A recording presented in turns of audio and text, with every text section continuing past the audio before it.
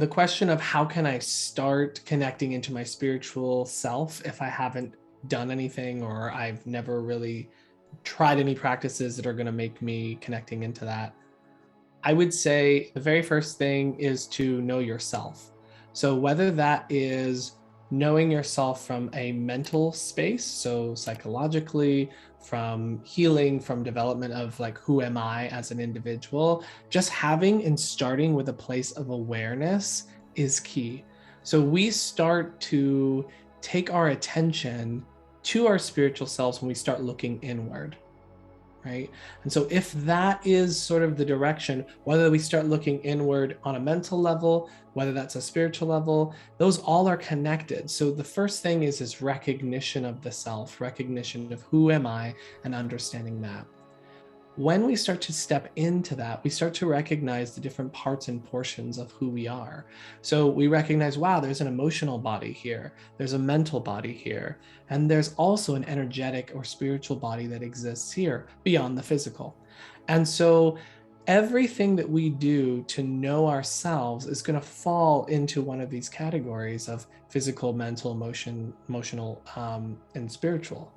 And so we may start with one of these levels and layers, whether that's, exercising and rehabilitating our bodies, maybe after an accident or injury. We often see that spiritual development and awareness comes when we've been shocked out of whatever we believed life was before.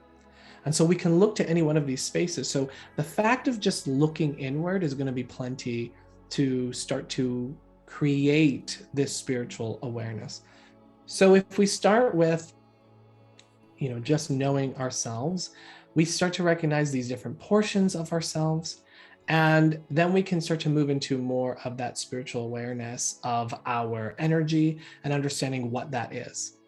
As we start to understand that energy, we can start to go into the levels and layers of what our energy is. So, there's just your own personal energy, right? And then how does that interact with other physical people's energy? How does that interact with the space and the energy around you, right? So we start to deepen this. To have that awareness, though, we need to learn to quiet our awareness, our thinking mind, rather. We need to quiet our thinking mind so that we can start to pay attention to things that we were probably ignoring before. So it's very common that in the world that we have here today, that we ignore a lot of these things that are not immediate gratification. We ignore things that are not grabbing our attention or very, very obvious. So learning to go inward, learning to become quiet and still is going to open up an entire world for you that you may have completely overlooked.